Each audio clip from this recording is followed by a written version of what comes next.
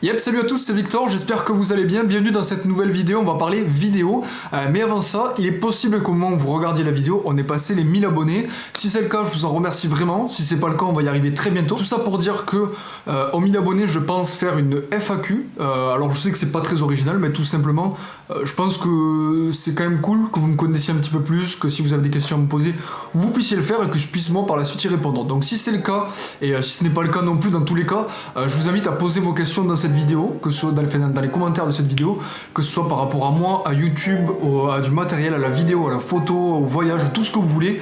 N'hésitez pas à le poser dans les commentaires de la vidéo et puis j'y répondrai dans une vidéo dédiée. Pour entrer dans le vif du sujet, on va parler aujourd'hui du coup de comment faire des transitions simples et efficaces, des transitions qu'on va pouvoir faire directement via notre caméra et des transitions via lesquelles on n'aura pas besoin de passer sur un logiciel comme Premiere Pro, After Effects ou quoi que ce soit.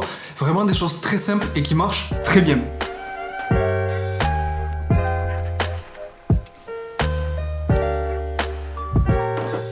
La première transition dont j'aimerais vous parler est très simple à réaliser, il suffit simplement de faire un changement d'angle de caméra, vous avez juste à refaire la scène une deuxième fois avec la caméra à un autre endroit.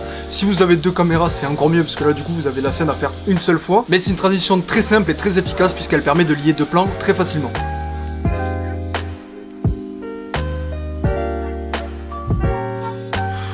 Le deuxième conseil que je peux vous donner, c'est très simple et c'est quelque chose qui est beaucoup utilisé au cinéma, c'est ce que j'appelle le plan zoom, c'est en fait de passer d'un plan large à un plan resserré ou à l'inverse de passer d'un plan resserré à un plan large.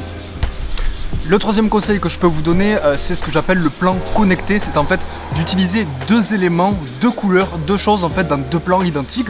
Alors les deux plans peuvent se passer dans un lieu différent, mais par exemple il y a un drapeau à un endroit et vous passez à un autre endroit, il y a toujours un drapeau ou un objet ou une couleur, peu importe, ça vous permet en fait de faire la liaison entre deux plans qui n'ont pas forcément quelque chose à voir. Ce que je vous propose c'est qu'on retourne à l'intérieur de la chambre parce que il y a pas mal de travaux et c'est assez dérangeant pour faire la vidéo.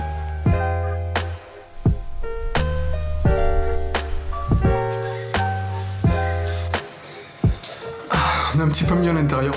Le quatrième conseil que je peux vous donner en termes de transition, c'est d'utiliser en fait tout simplement l'objectif de votre caméra pour faire des transitions, que ce soit avec votre main, avec votre torse, peu importe. L'utiliser en fait de manière créative pour pouvoir passer d'un plan à un autre et que ce soit assez fluide. Et puis enfin le dernier conseil que je peux vous donner, c'est de vous amuser avec les mouvements que vous allez réaliser pendant le tournage avec votre caméra et avec la vitesse pour connecter deux plans.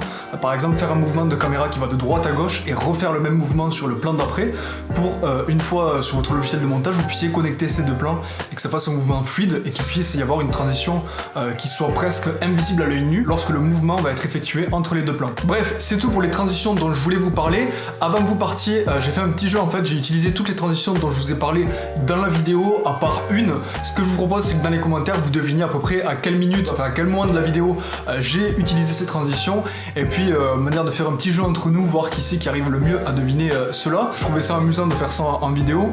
Si la vidéo vous a plu, comme d'habitude, n'hésitez pas à mettre un pouce bleu, me le dire en commentaire si vous avez des suggestions, etc. comme d'habitude. Et puis surtout, vous abonner, c'est super important. Je vous remercie pour les 1000 abonnés si on les a déjà passés. Et si c'est pas le cas, abonnez-vous pour qu'on puisse les passer. Mais dans tous les cas, je pense qu'on les aura déjà passés. Donc voilà, je vous dis à très bientôt pour une prochaine vidéo. C'était Victor. Salut!